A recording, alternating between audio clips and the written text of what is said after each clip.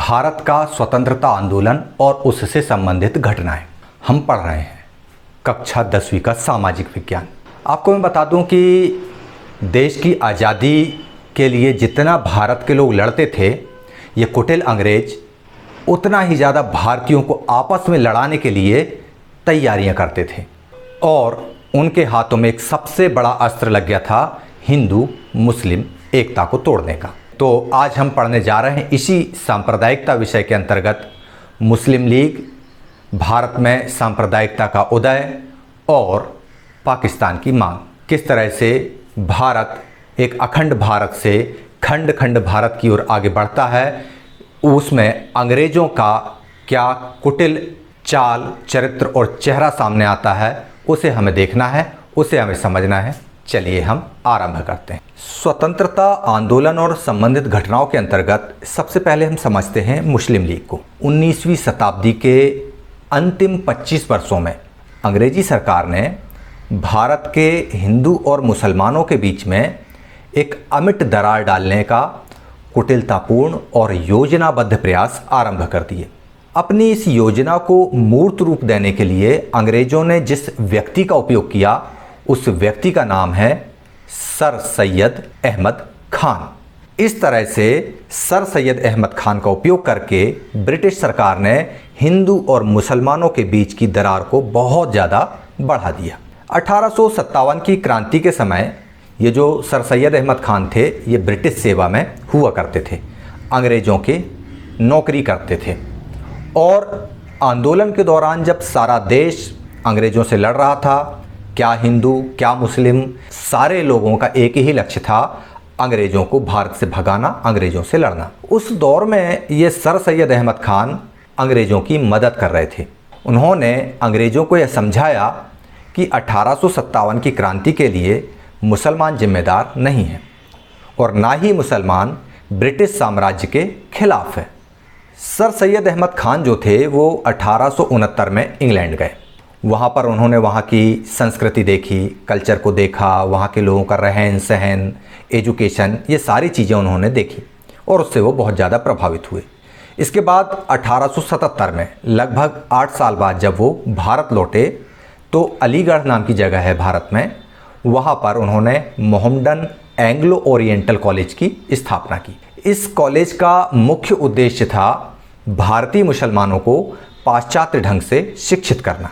अंग्रेज सरकार फिराक में थी एक ऐसे व्यक्ति को खोजने के लिए जो प्रभावशाली भी हो, पढ़ा लिखा भी हो और मुस्लिम संप्रदाय से हो, और ऐसा मुफीद व्यक्ति लग गया सर सैयद अहमद खान के नाम से। अंग्रेज़ों को तो मानो बिन मांगे मोती मिल गए हों। सर सैयद अहमद खान इंग्लैंड गए, वहाँ उन्होंने देखा कि ब्रिटिशर्स की कल्चर बहुत अच्छी है, एजुकेशन बड़ा एडवांस है, तो उन्होंने वापस भारत आकर ये सोचा कि भारतीय मुसलमानों को भी इसी तरह की शिक्षा दीक्षा मिलनी चाहिए और उन्होंने अलीगढ़ में मोहम्मडन एंग्लो ओरिएंटल कॉलेज की स्थापना कर डाली। यह कॉलेज अंग्रेज़ों का समर्थक और बहुत सारी जो क्रांतिकारी गतिविधियाँ थी, राष्ट्रवादी गतिविधियाँ थी, उनके विरोध का केंद्र बन गया। सर सैयद अहमद खान अंग्रेज़ों को बोलते कि 1857 की जो क्रांति थी सर, उसमें मुसलमानों का कोई रोल नहीं था, वो जिम्मेदार नहीं है, वे रिस्पॉन्सिबल नहीं हैं। हालांकि ये केवल सर सैयद अहमद खान के विचार थे, अंग्रेज यही चाहते भी थे। फिर आगे क्या होता है, चलिए हम देखते हैं। शीघ्र ही ये जो मोहम्मडन एंग्लो ओरिएंटल कॉलेज जो स्थापित किया गया था, यह कॉलेज मुस्लिम समाज पर अंग्रेज़ों के द्वारा प्रभाव डालने वाला केंद्र बन गया। बाद में यही कॉलेज अलीगढ़ यूनिवर्सिटी के नाम से विख्यात हुआ और यह कॉलेज अंग्रेज़ों का दृढ़ समर्थक बना, हर तरह से अंग्रेज़ों का सपोर्ट करता। इस कॉलेज के प्राचार्य के रूप में जिनकी नियुक्ति हुई वो थे मिस्टर बीक। 1883 से 1899 तक उन्होंने काम किया। इन्होंने राष्ट्रहित के खिलाफ, राष्ट्रीय भावना के खिलाफ विद्यार्थियों को विमुख करने का काम किया। जैसा कि आप इस एनिमेशन के माध्यम से देख पा रहे हैं कि उसने किस तरह से उस विश्वविद्यालय में पढ़ने वाले नवयुवकों को भारतीय राष्ट्रीय भावना जो अंग्रेज़ों के खिलाफ थी, उससे दूर रहने का काम किया, उससे दूर रहने का इंजेक्शन लगा दिया एक तरह से। 1887 में कांग्रेस का अधिवेशन हुआ। उसी समय सर सैयद अहमद खान ने इस कांग्रेस के अधिवेशन के विरोध में मुस्लिम शिक्षा सम्मेलन का आयोजन कर डाला और एक संगठन बनाया कांग्रेस के विरोध में, जिसका नाम रखा गया पैट्रियोटिक एसोसिएशन, अर्थात देशभक्त संघ। जैसे जैसे भारतीय राष्ट्रीय कांग्रेस की शक्ति में और प्रभाव में वृद्धि हुई, शिक्षित और मध्यम वर्ग के मुसलमान उसमें शामिल होने लगे। अंग्रेजी शासन के लिए यह बड़ी चिंता का विषय हो गया था। उन्होंने कांग्रेस से मुसलमानों को दूर करने के प्रयास आरंभ कर दिए और ये दायित्व कुछ लोगों को सौंपा गया कि हिंदुओं को और मुसलमानों को कैसे अलग रखा जाए। अंग्रेजी प्रशासन हिंदू और मुसलमानों के बीच धार्मिक, आर्थिक और राजनीतिक मतभेदों को उत्तेजित कर दोनों संप्रदायों के बीच इतनी प्रतिद्वंद्विता उत्पन्न करना चाहता था कि अंग्रेज सदा उनके बीच मध्यस्थ की भूमिका के रूप में कार्य कर सकें। भारत पर आजीवन राज करने के उद्देश्य से अंग्रेजों ने हिंदू और मुसलमान को आपस में भिड़ाने का एक नया पैंतरा खेल लिया। जिस तरह से हम लोगों ने कहावत सुनी है ना कि दो बिल्लियों की लड़ाई में बंदर फायदा ले जाता है, उसी तरह का कुछ माहौल भारत में था। हिंदू और मुसलमान एक दूसरे से लड़ते और अंग्रेजी शासन दूर हो जाओ बोल के उनको समझाते रहते। और यही अंग्रेजों की प्लानिंग थी कि तुम दोनों लड़ते रहो और हम मीडिएटर की तरह बीच में तुम्हारा झगड़ा हटा दिया करेंगे और आराम से हम राज करेंगे। न तुम डिस्टर्ब करोगे हिंदू, न तुम डिस्टर्ब करोगे मुस्लिम। हम अंग्रेज निर्विघ्न शांतिपूर्ण ढंग से हिंदुस्तान पर राज करते रहेंगे। यह कुटिल चाल अंग्रेजों की बदस्तूर जारी थी। 20वीं शताब्दी के प्रारंभ में सांप्रदायिकता ने लगभग जोर पकड़ा। मुसलमानों का जो एक वर्ग था वह कांग्रेस को मुस्लिम विरोधी मानता था। अंग्रेज भी जो है कांग्रेस की राष्ट्रवादी गतिविधियों से आजे जा चुके थे, परेशान आ चुके थे। वह उनके लिए कांग्रेस एक विद्रोही संस्था बन चुकी थी। वे भी ये चाहते थे कि कांग्रेस के अगेंस्ट, कांग्रेस के विरोध में एक प्रतिद्वंदी संस्था की स्थापना की जाए और अंग्रेजों ने इसके लिए प्रयास आरंभ कर दिए। चलिए हम समझते हैं कि भारतीयों में सांप्रदायिक भेदभाव पैदा करने के लिए अंग्रेजों ने आखिर कौन से प्रयास आरंभ किए। ब्रिटिश सरकार के संकेतों को देखते हुए मुसलमानों का एक शिष्टमंडल अक्टूबर 1906 में आगा खां के नेतृत्व में भारत के वायसराय लॉर्ड मिंटो से मिला और एक स्मृति पत्र उनको सौंपा। उस स्मृति पत्र में उन्होंने कुछ अपनी डिमांड्स रखी। क्या थी वो डिमांड्स? इन डिमांड्स में उन्होंने मुसलमानों के लिए पृथक निर्वाचन क्षेत्र, विधानमंडलों में मुसलमानों को अधिक से अधिक स्थान, सरकारी नौकरियों और विश्वविद्यालयों की स्थापना में रियायतें तथा गवर्नर जनरल की परिषद में मुसलमान प्रतिनिधि की नियुक्ति का आग्रह किया। अंततः लॉर्ड मिंटो भारत में मुस्लिम सांप्रदायिकता का जनक बन ही गया। अंग्रेजों के प्रश्रय से कट्टरवादी मुसलमानों ने 30 दिसंबर को अखिल भारतीय मुस्लिम लीग की स्थापना कर डाली और उन्होंने एक अधिवेशन बुलाया जिसमें लीग के संविधान को लागू कर दिया। इस संविधान में लीग के प्रमुख उद्देश्य जो थे वो ये बताए गए। पहला था भारतीय मुसलमानों में ब्रिटिश राज के प्रति भक्ति भावना उत्पन्न करना। दूसरा, ब्रिटिश शासन के समक्ष मुसलमानों के राजनीतिक अधिकारों और हितों की रक्षा के लिए मांग करना। तीसरा, लीग के उद्देश्यों को हानि पहुंचाए बिना मुसलमानों एवं अन्य जातियों में यथासंभव मेल जोल रखना। जैसा कि मुस्लिम लीग का पहला उद्देश्य आप लोग देख रहे हैं, उसमें ही साफ हो रहा है कि किस तरह से मुस्लिम लीग का उद्देश्य ब्रिटिश साम्राज्यवाद को जिंदा रखना और अंग्रेजों की सहायता करना था, ना कि देश की आज़ादी के लिए लड़ना। दूसरी तरफ कांग्रेस को हिंदुओं की पार्टी बताते हुए मुस्लिम लीग के कुछ जो सदस्य थे, कट्टरवादी मुसलमान थे, उन्होंने क्या किया? उन्होंने अन्य जातियों को अपने साथ में मिलाना शुरू किया और इस तरह से अंग्रेजों ने एक नई चाल चली जो देश को दीमक की तरह खोखला कर सकती थी और वह चाल थी सांप्रदायिकता।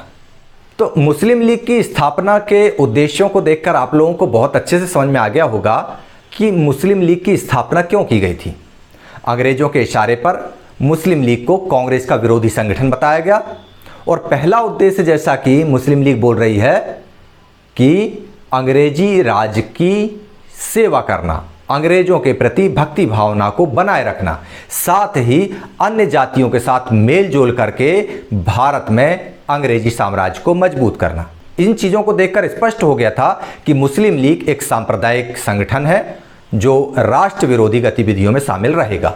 और इसी वजह से जो राष्ट्रवादी मुसलमान थे, राष्ट्रवादी मुसलमान मतलब जो भारत की आज़ादी के लिए लड़ने वाले मुसलमान थे, उन्होंने मुस्लिम लीग का विरोध करना शुरू कर दिया और वे कांग्रेस में ही बने रहे।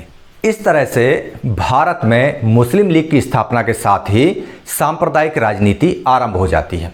अब यहाँ पर मुस्लिम्स में भी दो दल बन जाते हैं। एक दल होता है राष्ट्रवादियों का और एक दल होता है साम्राज्यवादी ब्रिटिशर्स के सहयोगियों का। यहाँ पर सांप्रदायिक राजनीति का विकास भारत में किस तरह हुआ, चलिए आगे हम इसको समझने की कोशिश करते हैं।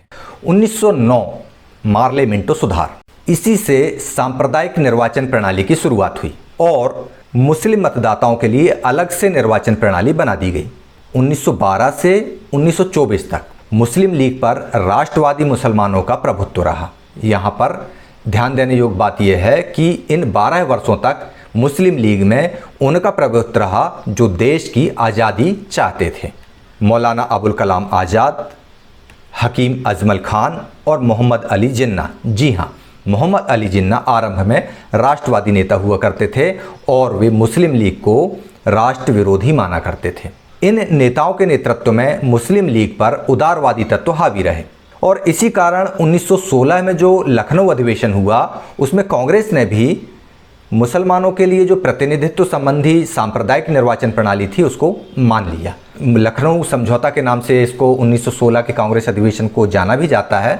यहाँ पर नरम दल और गरम दल के लोग फिर एक साथ इकट्ठे हो गए थे और इस तरह से कांग्रेस के द्वारा भी सांप्रदायिक निर्वाचन प्रणाली को स्वीकृति देकर राष्ट्रीय आंदोलन की दिशा को एक नया रुख प्रदान किया और इसके बहुत दूरगामी परिणाम आए। यदि हम ये कहें कि भारत का विभाजन की शुरुआत यहीं से हो गई थी तो ये अतिशयोक्ति नहीं होगी और आखिर में इसकी परिणति भारत विभाजन के रूप में ही सामने आई। असहयोग आंदोलन के स्थगित हो जाने के बाद सांप्रदायिक एकता का जो आधार था वह समाप्त हो गया, क्योंकि खिलाफत आंदोलन और असहयोग आंदोलन एक दूसरे के साथ मिलकर चल रहे थे, जहां पर हिंदू और मुस्लिम दोनों साथ में देश के लिए संघर्ष कर रहे थे। लेकिन 1922 से 1927 तक देश में कई सांप्रदायिक दंगे हुए। हिंदू महासभा ने भी राष्ट्र उन्नति और शुद्धि के आंदोलन चलाए। इधर मुसलमानों ने भी तंजीर, जिसका अर्थ होता है मुसलमानों को संगठित करना, और तबलीग मतलब इस्लाम का विस्तार करना जैसे आंदोलन चलाए और इस तरह से हिंदू और मुस्लिम एक दूसरे से धीरे धीरे करके दूर होते गए और इसमें महत्वपूर्ण भूमिका निभा रहे थे अंग्रेज। हिंदू महासभा से लाला लाजपत राय और मदन मोहन मालवीय जैसे नेता जुड़े थे। इसी बीच 1925 में डॉक्टर केशव राव बलीराम हेडगेवार ने राष्ट्रीय स्वयंसेवक संघ की स्थापना कर दी।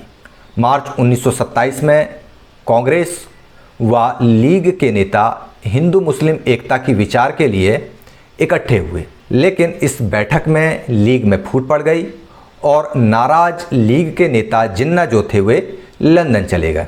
हालांकि कुछ समय बाद मुस्लिम लीग के जो वरिष्ठ नेता थे उनका निधन हो गया और जो नेता बचे हुए थे उन्होंने जिन्ना को संदेश भेजा कि आप आइए और मुस्लिम लीग की कमान अपने हाथों में संभालिए। जिन्ना पुनः भारत आए और मुस्लिम लीग का नेतृत्व उन्होंने संभाल लिया। अंग्रेजों का चैलेंज स्वीकार करके कि कोई भारतीय संविधान बनाने योग्य नहीं है, मोतीलाल नेहरू ने एक भारतीय संविधान तैयार किया, जिसे किसी भी भारतीय के द्वारा संविधान निर्माण का पहला प्रयास माना जाता है, जिसे हम नेहरू रिपोर्ट के नाम से भी जानते हैं। 1928 में जब नेहरू रिपोर्ट प्रकाशित हुई तो मोहम्मद अली जिन्ना ने इसे खारिज कर दिया। इस रिपोर्ट को जिन्ना ने हिंदू हितों की रक्षा करने वाली रिपोर्ट बताया। कांग्रेस ने भी जो मुस्लिम लीग के नेता थे, कट्टर मुस्लिम नेता थे, उनको भी बातचीत के लिए एक मंच पे बुला लिया। इसका परिणाम ये हुआ कि जो राष्ट्रवादी मुस्लिम नेता थे और कांग्रेस ने मिलकर के एक आंदोलन चला लिया। सविनय अवज्ञा आंदोलन और बहिष्कार आदि की मुहिम में एक मंच से आकर हिंदू और मुस्लिम ने सहयोग किया। किंतु जब इंग्लैंड में गोलमेज सम्मेलनों का आयोजन किया गया और वहाँ पर जब मुस्लिम लीग के प्रतिनिधि गए और भी संगठनों के प्रतिनिधि गए तो वहाँ पर जो भी बातें हुई वे सांप्रदायिकता के आधार पर हुई। अंग्रेजों ने एजेंडे ही वहाँ पर ऐसे तय करके रखे थे कि भारत में सांप्रदायिकता का जहर बहुत अच्छे से नसों में उतर चुका था। गोलमेज सम्मेलनों में इन्हीं सांप्रदायिक बातों से बातें बिगड़ने लगीं। बहुत विरोध करने के बावजूद भी, मना करने के बावजूद भी 16 अगस्त 1932 इस दिन ब्रिटिश प्रधानमंत्री मैकडोनाल्ड ने अपना एक पंचाट जारी किया, अपना एक निर्णय जारी किया जिसे हम सांप्रदायिक निर्णय कहते हैं। इस पंचाट में मैकडोनाल्ड ने यह निर्णय दिया कि भारत में न केवल मुसलमानों को पृथक निर्वाचन के लिए जगह दी जाएगी, बल्कि सिखों, दलितों एवं हिंदुओं की अन्य जातियों के लिए भी पृथक से निर्वाचन की व्यवस्था दी जाएगी। इस तरह से कांग्रेस ने भी कुछ चीज़ों को स्वीकार कर लिया और 1930 से 1937 के बीच कांग्रेस और मुस्लिम नेताओं के बीच में समन्वय बना रहा और वे लोग एक मंच से काम करते रहे। लेकिन 1935 के बाद स्थितियां बिगड़ने लगीं जब बात आई चुनावों की। जैसा कि आप लोग जानते हैं कि चुनाव की राजनीति में माहौल कैसा होता है, जो जीतता है उसके प्रति हारने वाले का व्यवहार कुछ अलग हो जाता है। ऐसा ही कुछ उस समय अंग्रेजों की सरकार में हुआ था। कांग्रेस को सफलता मिली चुनावों में और मुस्लिम लीग को विफलता का मुंह देखना पड़ा। इस सफलता और विफलता के क्या परिणाम निकले, चलिए हम उसको समझने की कोशिश करते हैं।